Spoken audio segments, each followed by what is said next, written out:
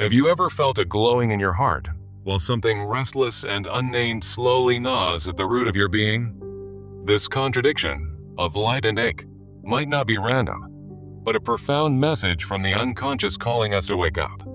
Carl Jung believed that healing does not come from avoiding pain, but from making the unconscious parts of us conscious. Many of us carry secret unrest deep within, invisible to others, but very real in the silence of our own minds. We smile outwardly while storms rage inwardly, storms we cannot name, yet feel in every step, word, and breath we take. Society tells us to be strong, to keep moving, to stay productive. But what if stillness is the real courage? In stillness, we begin to hear the inner voice we've ignored, the voice of our soul aching to be seen. That unrest, that quiet anguish you feel, is not weakness. It is your shadow knocking gently at your consciousness. The shadow, as Jung described, is not evil. It is simply the part of you that has been denied too long. You are not born to fracture yourself into roles, masks, and performances just to belong in a broken culture. The unconscious is not a monster to be feared. It is a reservoir of truth, healing, and forgotten emotional memory. When we suppress our deepest feelings, they do not vanish. They become symptoms, patterns, addictions, and repeated unconscious suffering. True healing begins when we stop running from the parts of ourselves that make us uncomfortable, sad, or afraid. What you avoid emotionally will quietly organize your life and relationships until you finally face it with honesty. This is why Jung said, "Until you make the unconscious conscious, it will direct your life, and you'll call it fate." Your fate is not sealed by trauma, fear, or pain. It is sealed only by your unwillingness to confront them. Healing is not about becoming someone else. It's about remembering who you were before the world told you to forget. Beneath your pain, there is wisdom. Beneath your fear, there is strength. Beneath your silence, there is a scream. That scream deserves to be heard, not silenced, because it comes from the child within you who still longs to be whole. When you finally listen to that child, you'll discover that your healing is not ahead of you, it begins right here. The unconscious does not demand perfection from you. It only asks that you acknowledge what has been buried, abandoned, or unloved inside you. You cannot heal what you continue to deny, and you cannot transform what you are still trying to escape or forget. When you slow down and turn inward, you begin to see the subtle traces of your own forgotten humanity longing to reemerge. There is no greater act of courage than facing the parts of yourself that were once rejected and feared by others. What you once called weakness may actually be the softest, most sacred door into your true emotional and spiritual wholeness. The path to healing is not linear. It is circular, spiral-shaped, returning again and again to what you thought you had resolved. Each return is not a failure, but a deepening, a maturing of your capacity to sit with yourself without needing to fix. Your shadow will not harm you when you listen to it. It will only become destructive when you try to silence its voice. We must stop labeling our emotions as good or bad, and instead begin to ask what wisdom they're trying to share with us. Pain is a language. If you learn to listen, it will show you where love was missing and where repair can begin. The unconscious is not chaos. It is the part of you that remembers everything you've forgotten in order to survive this world.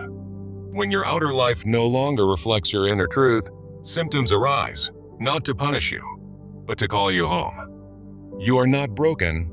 You are full of unopened messages, frozen memories, and gifts wrapped in the pain you tried to avoid. Real transformation is not found in books, affirmations, or rituals. It is found in radical self-honesty and daily emotional responsibility. The more you deny the shadow, the more you will project it onto others, creating cycles of conflict, blame, and disconnection. To make peace with yourself, you must stop pretending and start turning toward the uncomfortable truths you've spent years running away from. That ache inside you is sacred. It is the soul's longing to be known, embraced, and welcomed into the light of awareness. Carl Jung taught us that wholeness is not achieved through light alone, but through the integration of our most hidden darkness. Healing does not mean the absence of pain. It means being able to walk through the pain with grace, clarity, and self-compassion. You will not find peace in perfection. You will find peace in becoming honest, real, and profoundly kind with your wounded self. The journey of healing begins the moment you stop trying to be impressive and start daring to be emotionally truthful with yourself. Most people do not fear the darkness itself. They fear what the darkness might reveal about who they truly are inside. But what if the truth of you, raw, imperfect, and vulnerable, is more beautiful than the image you've desperately tried to uphold? Healing happens when we trade self-judgment for self-curiosity and begin to wonder why we feel the way we do without shame. The heart glows not in the absence of pain, but in the presence of courage to feel what hurts without resistance. When you embrace your inner contradictions, you begin to dissolve the false war between who you are and who you should be. Carl Jung believed that the soul does not speak in logic. It speaks in images, emotions, patterns, and dreams that ask for attention. To connect with your soul, you must learn to read these symbols, not as problems to solve, but as truths to witness. The unconscious hides behind your reactions, your triggers, your emotional overreactions, waiting for you to notice its ancient voice beneath the noise. Real healing means choosing to pause before blaming, reflect before reacting, and ask, what part of me is hurting right now? You do not need to kill the ego. You only need to stop letting it silence the deeper wisdom of your soul. You are allowed to grieve the version of yourself that you had to become just to feel accepted or safe. And you are allowed to unbecome that version now, piece by piece, returning home to who you truly are within. Your wounds are not stains on your spirit. They are doorways, leading you back to the parts of yourself you once abandoned. What you feel today may not be new pain, but old emotion finally feeling safe enough to rise to the surface. Do not mistake emotional intensity for weakness. It often means something meaningful is trying to finally speak after years of being silenced. The soul is not fragile, it is fierce, ancient, and patient. It will wait lifetimes for you to finally come back. Healing asks for presence, not perfection, for radical honesty, not instant resolution, for deep listening, not just quick spiritual answers. When you stop rushing through your pain, you begin to see the medicine it has always carried within it. Everything you seek externally, peace, love, purpose, is quietly waiting inside the parts of yourself you've been most afraid to face. The reason you feel exhausted is not just from doing too much, but from constantly avoiding the inner work that truly matters. We often confuse healing with escape, but authentic healing demands that we go deeper, not run faster toward temporary distractions. Until you stop abandoning yourself in moments of pain, no external source will ever feel like enough or make you whole. You are not behind in life. You are exactly where your soul needs to be to confront what's ready to be healed. The discomfort you feel is not a sign of failure. It is a signal that growth is knocking at your inner door. We long for love, yet we fear the intimacy of being seen as we are, wounded, raw, and completely unfinished. Carl Jung knew that real freedom comes when we integrate, not eliminate, the fractured parts of our human experience. There is no hierarchy in emotions. Sadness is just as holy as joy, and grief is just as sacred as celebration. You were never meant to heal in isolation. Your story deserves to be heard. Your pain deserves to be honored, not hidden. We fear being too much for others because we've never been enough for ourselves in our most vulnerable states. If you listen carefully, your body carries the emotional truth long before your mind can put language to your suffering. Anxiety is not just a mental issue. It's often a soul signal that you've been disconnected from your inner truth for too long. You don't need to figure everything out. Some healing begins the moment you stop resisting what you feel and start embracing it. You are not weak for needing rest, softness, tears, or gentleness. You are simply human, and healing asks you to honor that. The more you try to numb the pain, the more you delay the awakening that pain is ultimately designed to bring. Emotional honesty is the soil in which soul transformation takes root. It cannot grow where there is denial or self-deception. We were taught to fear the dark, but in the dark, seeds break open, roots deepen, and real alchemy begins. Not every wound needs to be fixed. Some just need to be felt, held, and heard for the first time. Sometimes the most powerful thing you can do is sit still with your pain and whisper, "I'm not leaving you. You are not your trauma. You are the survivor, the witness, the healer, and the sacred ground where transformation is already happening." The wound is not where you are broken. It is where the light of awareness is asking to enter, slowly and without force. Carl Jung reminded us that the soul speaks in paradox. It is in embracing our contradictions that we discover authentic wholeness.